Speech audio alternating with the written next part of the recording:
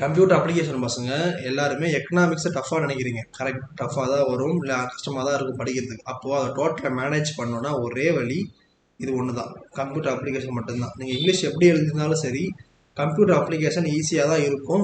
Book back தான் கேட்பாங்க, ரொம்ப கிரியேட்டிவாக கேட்க சான்ஸே கிடையாது. ஸோ கொஞ்சமாக படித்தாலும் அதிக மார்க் வர லெசன் எதுக்கு விடணுன்றேன். ஸோ அதிகமாக டோட்டல் இன்க்ரீஸ் பண்ணி விடும். உங்களுக்கு 500 400 நீங்கள் டார்கெட் பண்ணி வச்சுருக்கீங்க அப்படின்னா அது வர வைக்கிறதுக்கு ஒரே வழி இந்த ஒன்று தான்.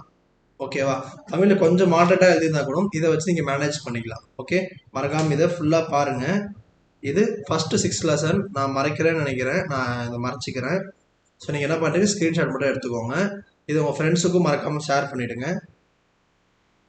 இது அடுத்த 6 லெசன், இது அடுத்த 6 லெசன்.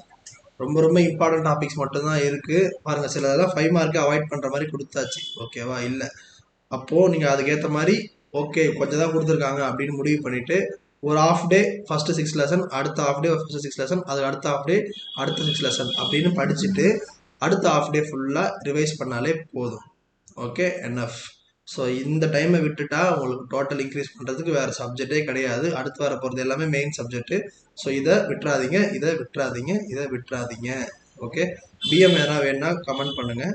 தமிழ் மீடியம் பசங்களுக்கும் சேர்த்து தான் இது. ஓகேவா? கம்ப்யூட்டர் அப்ளிகேஷன்னா என்ன, கணித பயன்பாடு, அந்த லெசனுக்கும் இதே தான் வரப்போகுது. So number book back Tamil மீடியத்துக்காக தான் போட்டிருக்கோம். ஸோ நீங்களும் இதை யூஸ் பண்ணிக்கோங்க. ஷேர் நிறையா பண்ணுங்கள். உங்களோட ஆதரவு இருந்தால் தான் எங்களால் எல்லாத்தையும் பண்ண முடியும். ஓகே.